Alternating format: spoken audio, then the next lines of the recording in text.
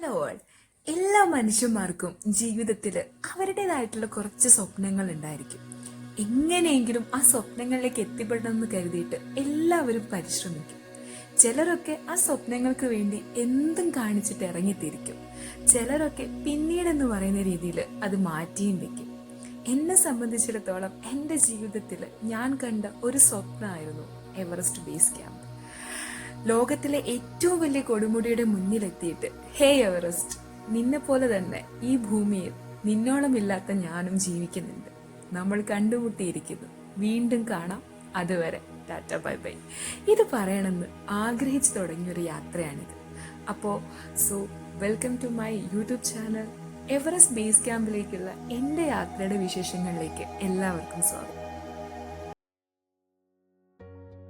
Everest base ക്യാമ്പിലേക്കുള്ള എൻ്റെ യാത്ര ആരംഭിക്കുന്നത് കൊച്ചിൻ ഇന്റർനാഷണൽ എയർപോർട്ടിൽ നിന്നാണ്.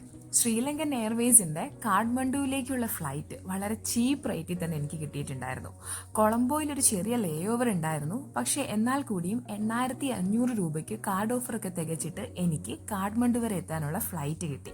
അതുകൊണ്ട് തന്നെ 5 ദിവസത്തെ യാത്ര ലാഭിച്ച് ഏകദേശം 24 മണിക്കൂർ കൊണ്ട് ലേ ഓവർ അടക്കം ഞാൻ കാഠ്മണ്ഡുവിൽ എത്തിച്ചേർന്നു. അപ്പോൾ നിങ്ങൾക്ക് ഫ്ലൈറ്റ് ഓപ്റ്റ് ചെയ്യാൻ പറ്റില്ല, അതിനുള്ള ബഡ്ജറ്റ് ഇല്ല എന്നുണ്ടെങ്കിൽ ഡയറക്റ്റ് ആയിട്ട് കേരളത്തിൽ നിന്ന് ഗോരഖ്പൂരിലേക്ക് ട്രെയിൻ ഉണ്ട്. വീക്കിലി വൺസ് ആണുള്ളത്. ഏകദേശം ടിക്കറ്റ് ഫെയർ തേർഡ് AC എടുക്കുകയാണെന്നുണ്ടെങ്കിൽ 3000 രൂപയായിരിക്കും വരുന്നത്. ഗോരഖ്പൂരിൽ നിന്നും നിങ്ങൾക്ക് കാഠ്മണ്ഡുവിലേക്ക്, അതായത് നേപ്പാൾ ബോർഡർ സൊണോലി വഴി കാഠ്മണ്ഡുവിലേക്ക് ബസ് ലഭിക്കും. അപ്പോൾ അങ്ങനെ നിങ്ങൾക്ക് നേപ്പാളിന് വേണ്ടിയിട്ട് എത്തിച്ചേരാവുന്നതാണ്. അപ്പോൾ ഞാൻ എത്തിച്ചേർന്നത് ബൈ ഫ്ലൈറ്റ് ആയിരുന്നു. അറ്റ് ലാസ്റ്റ് നമ്മളിപ്പോൾ നേപ്പാൾ എയർപോർട്ടിൽ എത്തിയിരിക്കുകയാണ്. ഇമിഗ്രേഷൻ പ്രോസസ്സ് കാര്യമായിട്ടൊന്നുമില്ല. നമ്മുടെ ഇന്ത്യൻസിന് വിസ ഓൺ അറൈവലാണ്.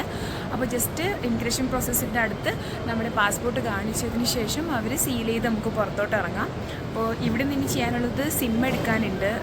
കാരണം നമ്മുടെ സിം ഇവിടെ വർക്കല്ല. അപ്പോൾ നമുക്ക് നേപ്പാൾ സിം എടുക്കണം. അതുപോലെ തന്നെ മണി എക്സ്ചേഞ്ച് ചെയ്യാനുണ്ടെങ്കിൽ നമുക്ക് എയർപോർട്ടിൽ നിന്ന് ചെയ്യാം. അതല്ലാന്നുണ്ടെങ്കിൽ നമുക്ക് പുറത്തിറങ്ങിയിട്ട് ചെയ്യാം. ബട്ട് ബേസിക് നീഡായിട്ട് കുറച്ച് ക്യാഷ് കയ്യിലുള്ളതാണ് നല്ലത്. അപ്പോൾ ഇനിയിപ്പോൾ ബാഗേജ് ക്ലെയിം ചെയ്തതിന് ശേഷം നമുക്ക് മണി എക്സ്ചേഞ്ച് ചെയ്തിട്ട് അതുപോലെ തന്നെ സിമ്മും എടുത്തിട്ട് എയർപോർട്ടിൻ്റെ പുറത്തേക്ക് പോവാം. ബാക്കി വരുന്ന വീഡിയോയിലൊക്കെ കാര്യങ്ങൾ ഡീറ്റെയിൽസ് ആയിട്ട് പറഞ്ഞുതരാം. Hi all. അപ്പോൾ നമ്മൾ നേപ്പാളിൽ എത്തി. ഫസ്റ്റ് ഡേ കാഠ്മണ്ഡുവിൽ എത്തിയിരിക്കുകയാണ്. കുറച്ച് പ്രശ്നങ്ങളൊക്കെ ഉണ്ടായിരുന്നു. അതൊക്കെ എൻ്റെ മണ്ടത്തരം കൊണ്ട് മാത്രം ഉണ്ടായിട്ടുള്ള കുറച്ച് പ്രശ്നങ്ങൾ. First of all currency exchange. അപ്പോൾ എയർപോർട്ടിൽ നമ്മുടെ ഇന്ത്യൻ മണി എക്സ്ചേഞ്ച് ചെയ്യാൻ പറ്റില്ല. അപ്പോൾ നിങ്ങൾ ഇന്ത്യൻ മണി ക്യാരി ചെയ്യുന്നുണ്ടെങ്കിൽ 100 റുപ്പീസിൻ്റെ നോട്ടാണെന്നെങ്കിൽ ഇവിടെ നിന്ന് എക്സ്ചേഞ്ച് ചെയ്യാൻ പറ്റും. Otherwise it's not possible. പിന്നെ പറ്റുന്നൊരു ഓപ്ഷൻ എന്താണെന്ന് വെച്ച് കഴിഞ്ഞാൽ SBIയുടെ ഇവിടുത്തെ, അതായത് നേപ്പാളിൻ്റെ SBI ATM നമ്മൾ SBI കാർഡ് ഉണ്ടെന്നുണ്ടെങ്കിൽ നമുക്ക് വിഡ്രോ ചെയ്യാൻ പറ്റും. 25,000 ആണ്. 25,000 നേപ്പാളി മണിയാണ് അതിൻ്റെ ലിമിറ്റ് വരുന്നത്.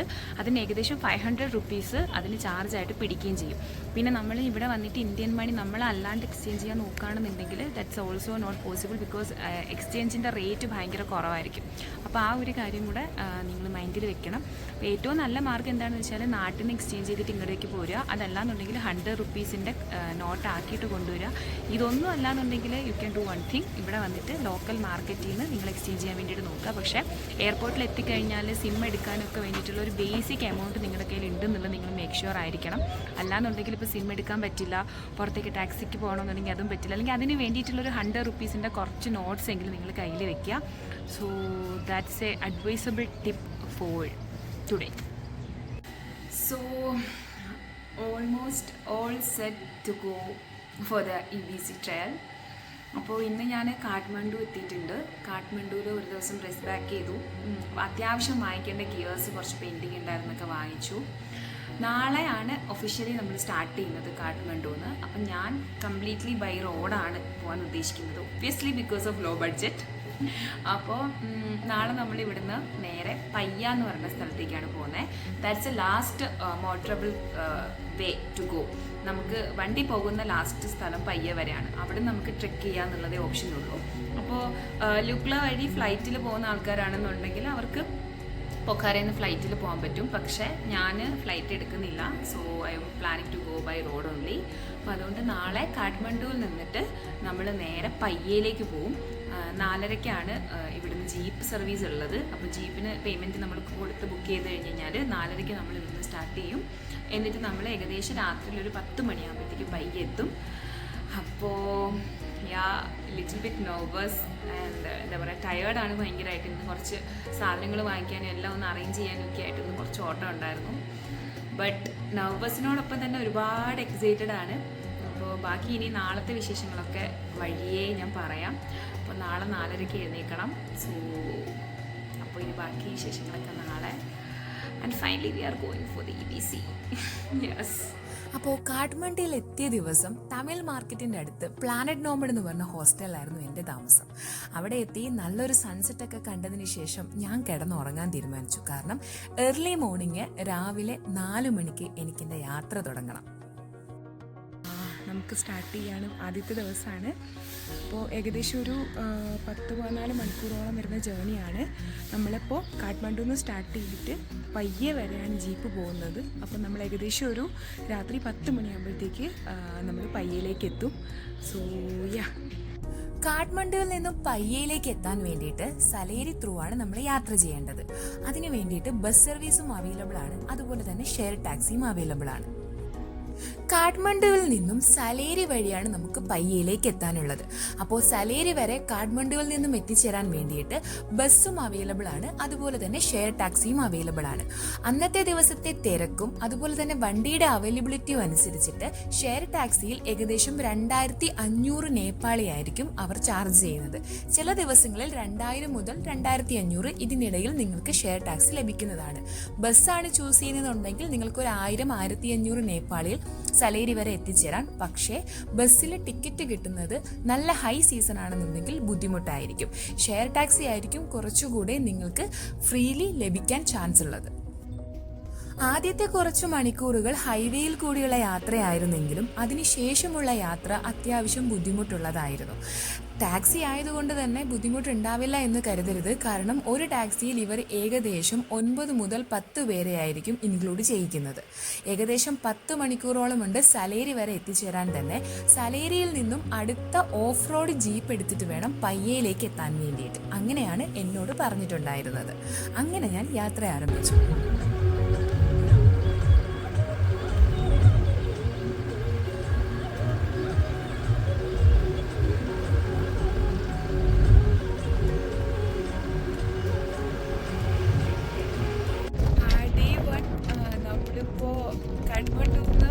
സലേരിയിലേക്ക് പോവാണ്. അപ്പോൾ പോകുന്ന വഴിക്കുള്ള കോടയാണ് നിങ്ങൾ കാണുന്നത്. ഭയങ്കര തണുപ്പും ഒട്ടും രക്ഷയില്ലാത്ത കോടയാണ്. അപ്പോൾ മുന്നോട്ട് പോകുന്തോറും തണുപ്പ് കൂടുമെന്നാണ് പറയുന്നത്. ബട്ട് ഇപ്പോൾ തന്നെ അത്യാവശ്യം നല്ലപോലെ കോടയുണ്ട്. സോ ബാക്ക്ഗ്രൗണ്ടിൽ വ്യൂ ഒന്നും കാണാൻ പറ്റാത്ത രീതിയിൽ കോട മൂട്ടിയിട്ടുള്ളത്. ഇതൊരു വാലിയാണ് actually. So ya, it's too called.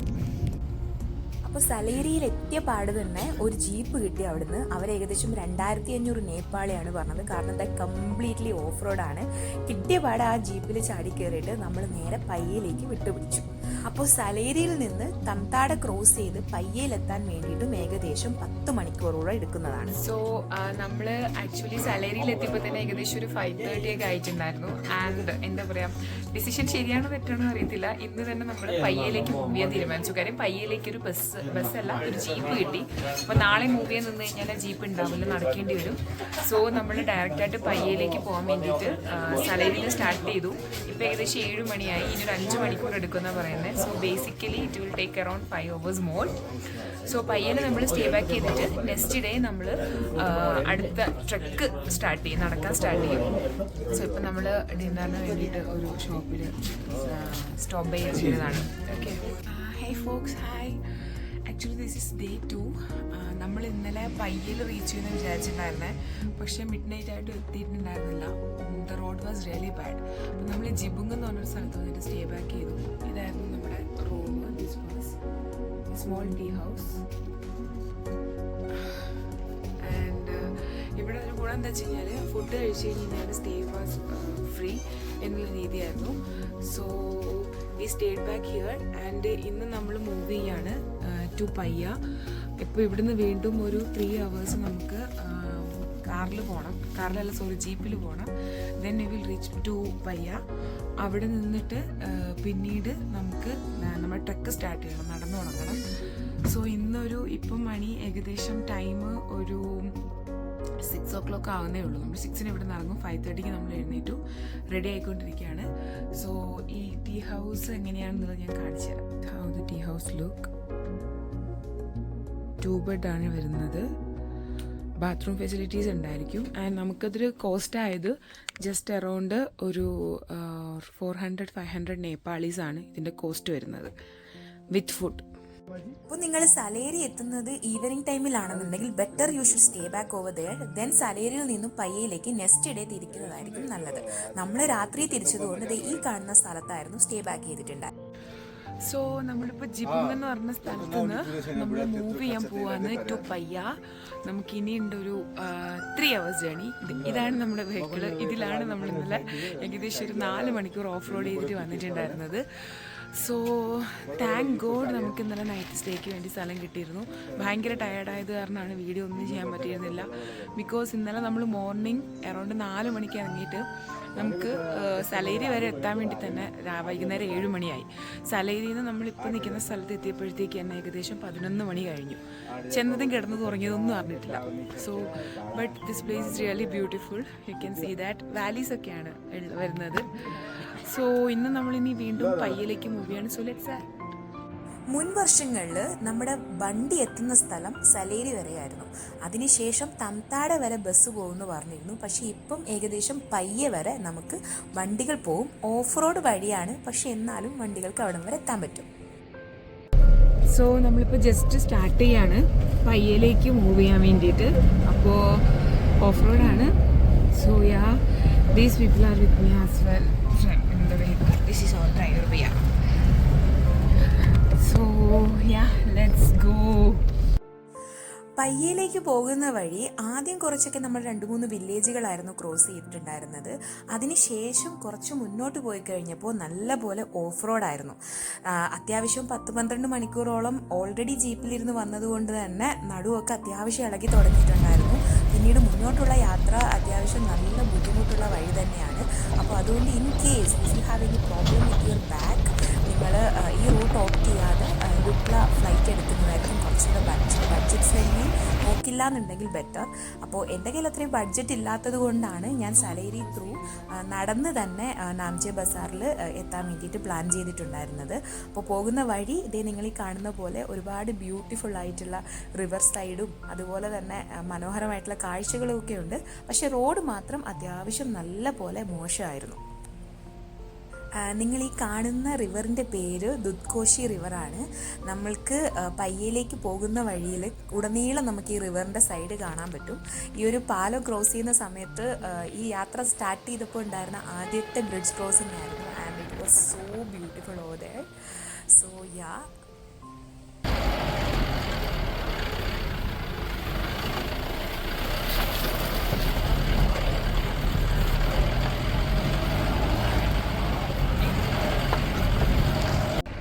മുന്നോട്ടുള്ള നമ്മുടെ യാത്രയിൽ ചെറിയ ചെറിയ വില്ലേജുകളും അത്യാവശ്യം നല്ല കാഴ്ചകളും നമ്മളെ വെസ്റ്റേൺ ഗഡ്സിൽ കാണുന്ന മാതിരിയുള്ള പച്ച നിറച്ചിട്ടുള്ള മലനിരകളും ഒക്കെ ആയിരുന്നു കാണാൻ സാധിച്ചിട്ടുണ്ടായിരുന്നത്. വളരെ ബ്രീത്ത് ടേക്കിംഗ് ആയിട്ടുള്ള എന്നാൽ വളരെയധികം പീസ്ഫുള്ളും ആയിട്ടുള്ള ഒരുപാട് സീനറി കാണാൻ സാധിച്ചിട്ടുള്ള യാത്രയിൽ.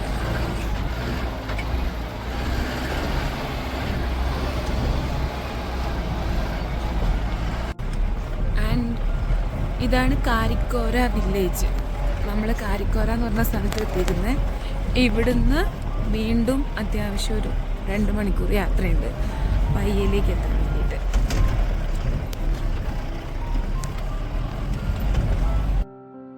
നമുക്ക് പയ്യെ വരെ നമുക്ക് ജീപ്പിൽ എത്താമെന്നായിരുന്നു നമ്മൾ കരുതിയിട്ടുണ്ടായിരുന്നത്. പക്ഷെ നമ്മൾ തംതാട എത്തിക്കഴിഞ്ഞപ്പോഴത്തേക്ക് റോഡ് കംപ്ലീറ്റ് ബ്ലോക്ക് ആയിട്ടുള്ളതാണ് നമ്മൾ കണ്ടത്. കാരണം ആസ് യൂഷ്വൽ ഹിമാലയൻ റേഞ്ച് എത്തിക്കഴിഞ്ഞ് കഴിഞ്ഞാൽ നമുക്ക് കാണാൻ പറ്റുന്ന ഒരു കാര്യമാണ് ലാൻഡ് സ്ലൈഡും കാര്യങ്ങളൊക്കെ. ഇവിടെ നമ്മൾ ഒരു tiny piece of snow mountain കണ്ടു തുടങ്ങിയിട്ടുണ്ടായിരുന്നു. ബട്ട് ദ പോയിന്റ് ഈസ് നമ്മൾ ഈ ബ്യൂട്ടിഫുൾ വ്യൂ ഒക്കെ കണ്ടതിന് ശേഷം ഇവിടെ നിന്നിട്ട് നടന്നു തുടങ്ങണം എന്നാണ് നമ്മുടെ ഡ്രൈവർ ഭയ്യ പറഞ്ഞിട്ടുണ്ടായിരുന്നത്. ഹായ് ഓൾ, ഫൈനലി അപ്പോൾ നമ്മളിപ്പോൾ തംതാട എത്തിയിരിക്കുകയാണ്. തംതാടയിൽ നിന്ന് ഒരു 5 കിലോമീറ്ററാണ് പയ്യയിലേക്കുള്ളത്. So you can see the mountains behind me. അപ്പോൾ ഇവിടുന്ന് വീണ്ടും ഒരു 2 മണിക്കൂർ നമ്മൾ വെഹിക്കിളിൽ പോയി കഴിഞ്ഞാൽ പയ്യെ എത്തും. പയ്യെന്നാണ് ഒഫീഷ്യലി ട്രെക്കിംഗ് റൂട്ട് സ്റ്റാർട്ട് ചെയ്യുന്നത്. അപ്പോൾ ചിലപ്പോൾ നമുക്ക് പയ്യേന്ന് ഒരു 3 കിലോമീറ്റേഴ്സ് മുന്നേക്ക് ഒരു വെഹിക്കിൾ കിട്ടാൻ ചാൻസ് ഉണ്ട്. ഇൻ കേസ് കിട്ടിയാൽ we will go through that. അല്ലാന്നുണ്ടെന്നുണ്ടെങ്കിൽ വീണ്ടും നമ്മൾ നടന്ന് തുടങ്ങാൻ പോവാണ് ഒഫീഷ്യലി. സോ ലെറ്റ് സി ഇന്നിപ്പോൾ എത്ര മണിക്ക് എത്തും എന്നുള്ളത് നമുക്ക് നോക്കാം. So ya, that's it.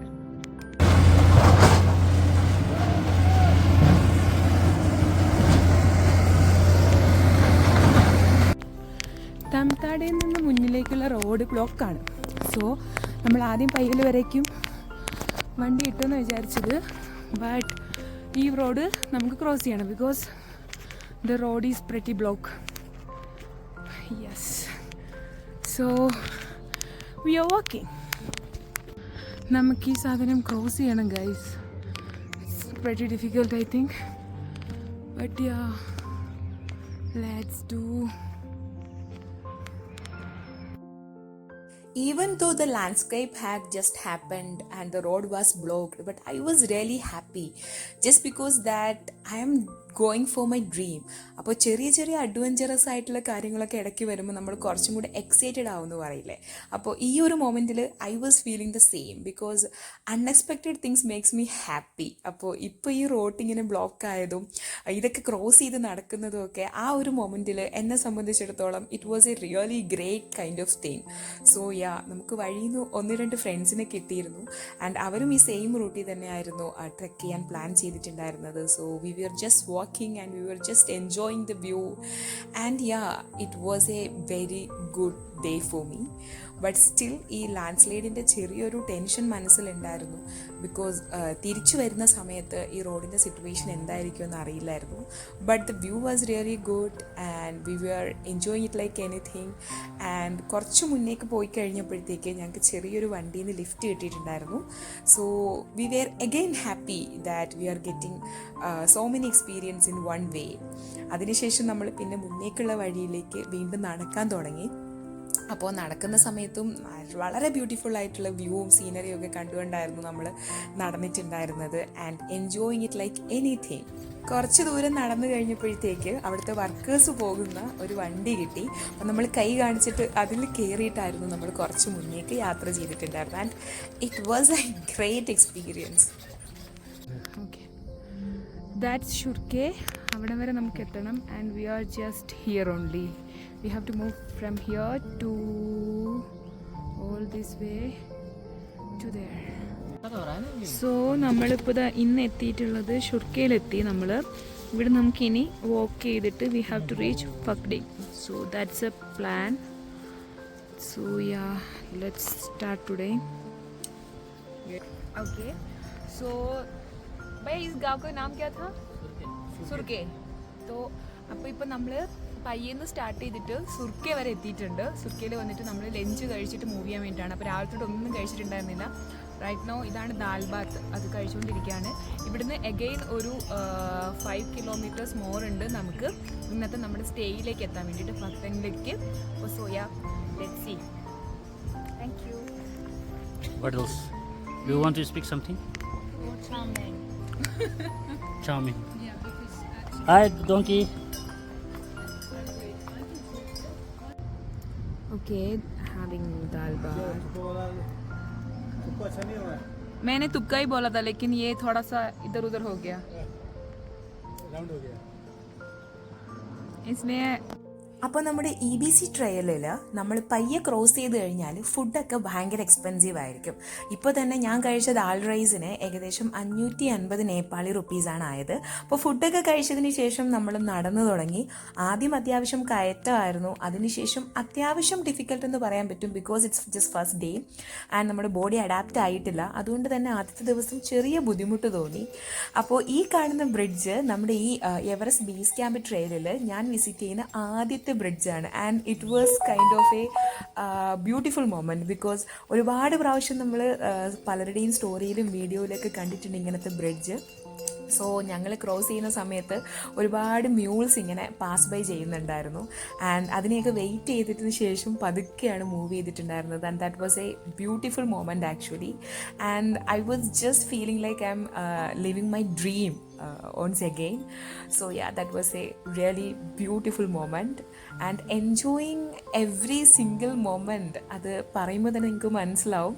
I was just thoroughly enjoying all these things all together actually. And yeah, it was a quite difficult trek but still enjoying it at the most.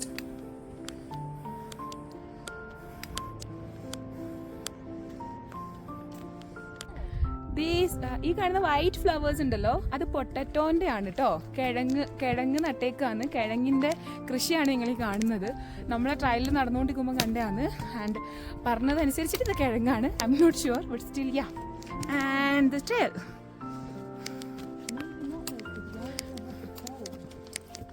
this is really beautiful, full of potatoes.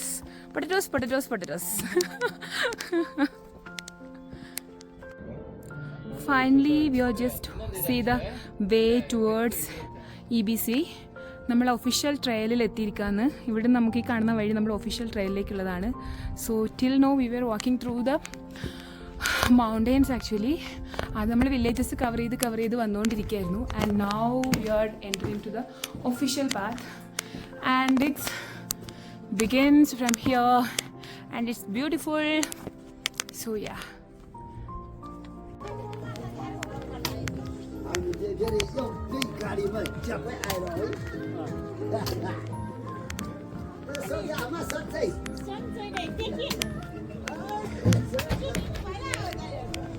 There is some Gompa, it's a temple, Buddhist monastery. Yeah. Buddha Lodge, we saw in the map.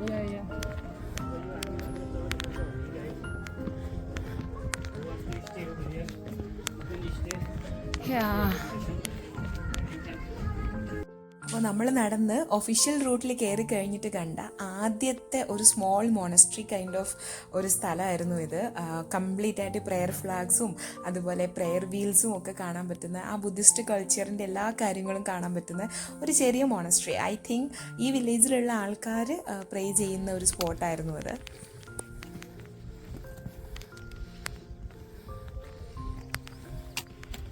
കുറച്ച് നിരപ്പായിട്ടുള്ള path തന്നെയായിരുന്നു മുന്നോട്ടുള്ള യാത്ര. വളരെയധികം ഡിഫിക്കൽട്ടായിട്ടൊന്നും തോന്നുന്ന ഒരു path ആയിരുന്നില്ല നമ്മുടെ ആദ്യത്തെ ദിവസത്തേത്. അപ്പോൾ നമ്മൾ കുറച്ച് നടന്നു കഴിഞ്ഞപ്പോഴത്തേക്ക് എവറസ്റ്റ് റൂട്ട് എന്നുള്ള നമ്മളൊരു റൂട്ടിൻ വെച്ചിട്ടുള്ളൊരു ബോർഡൊക്കെ കണ്ടു. And we were really happy. I was feeling really good that ആ ഒരു പേര് കാണുമ്പം തന്നെ മനസ്സിലൊരു സന്തോഷം തോന്നുന്നുണ്ടായിരുന്നു. അപ്പോൾ ആ സൈൻ ബോർഡൊക്കെ നോക്കിയിട്ടാണ് നമ്മളിങ്ങനെ ഓരോ വഴിയും പാസ് ചെയ്തുകൊണ്ടിട്ടുണ്ടായിരുന്നത്.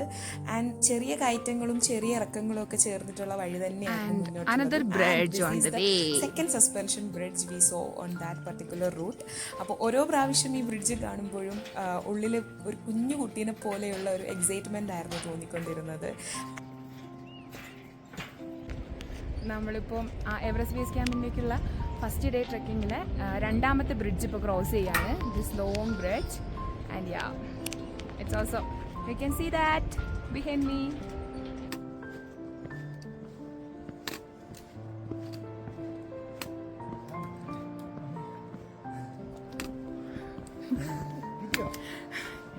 नमस्ते जी.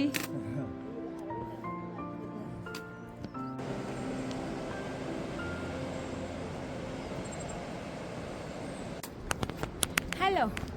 സോ നമ്മളിപ്പോൾ ഏകദേശം ഇന്നത്തെ സ്റ്റേയിലേക്ക് എത്താറായിട്ടുണ്ട്. ഇനി ഒരു 1 more കിലോമീറ്റർ നടന്നു കഴിഞ്ഞാൽ we will reach on our stay. ഇന്നിപ്പോൾ ഏകദേശം നമ്മളൊരു 14 കിലോമീറ്റർ ആയിരുന്നു ട്രെക്ക് ഉണ്ടായിരുന്നത്. And it was pretty good. ഒരുപാട് പേരെ കണ്ടു വഴിയിൽ. And weather was really good. നല്ല തണുത്ത വെതറായിരുന്നു. ബാക്ക് പാക്കിൻ്റെ വെയിറ്റുള്ള ഒരു ബുദ്ധിമുട്ടല്ലാണ്ട് വേറൊന്നും ഉണ്ടായിരുന്നില്ല.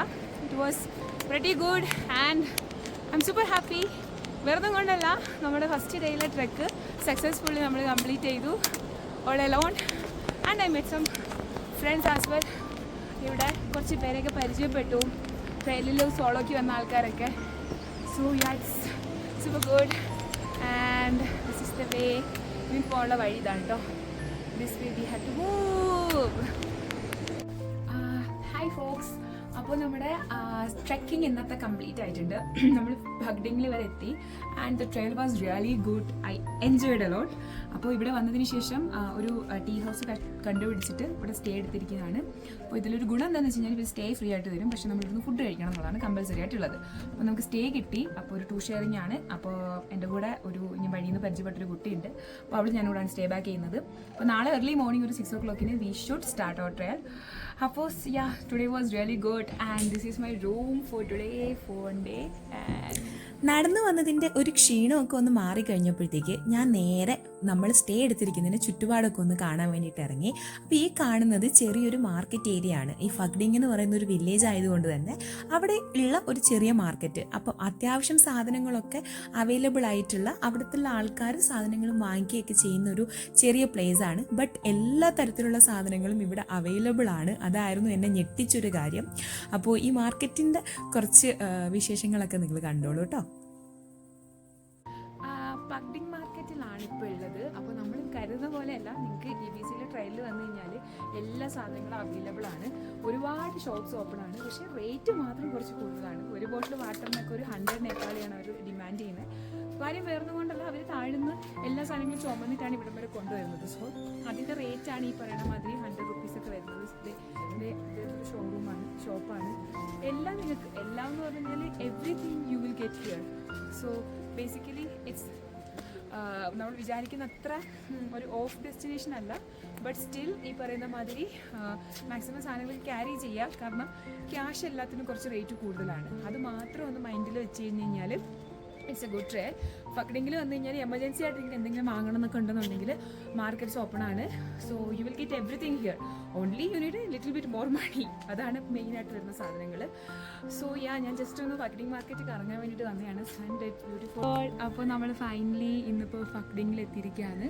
നമ്മുടെ ട്രെക്ക് ഇന്നത്തത് കംപ്ലീറ്റ് ആയി. ഏകദേശം 14 കിലോമീറ്റർ നമ്മൾ നടന്നു.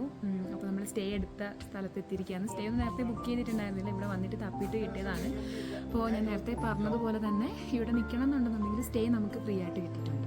പക്ഷേ നമ്മൾ ഇവിടുന്ന് ഫുഡ് കഴിക്കണം. അത് മെനു നോക്കിയിട്ട് നമുക്ക് കഴിക്കാം. അത്ര വലിയ എമൗണ്ട് ഇല്ല, പക്ഷേ ഇവിടെ ഏകദേശം ഉള്ള പോലെയുള്ള എമൗണ്ട് എന്തായാലും ആണെങ്കിലും ഉണ്ട്.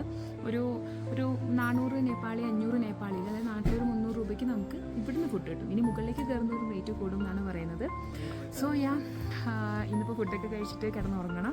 നാളെ രാവിലെ എഴുന്നേൽക്കണം. നാളെ നമ്മൾ നാംചി ബസാറിലേക്കാണ് പോകുന്നത്. ആൻഡ് നാംചിയിലേക്ക് കുറച്ച് ബുദ്ധിമുട്ടാണ് കയറ്റം, പക്ഷേ ഡിസ്റ്റൻസ് അധികമല്ല. ബട്ട് കയറ്റം കുറച്ച് ബുദ്ധിമുട്ടാണ്. So let see tomorrow and good night all. ഇനി കിടന്നുറങ്ങണം. അടുത്ത ദിവസം കാണാം. ബൈ.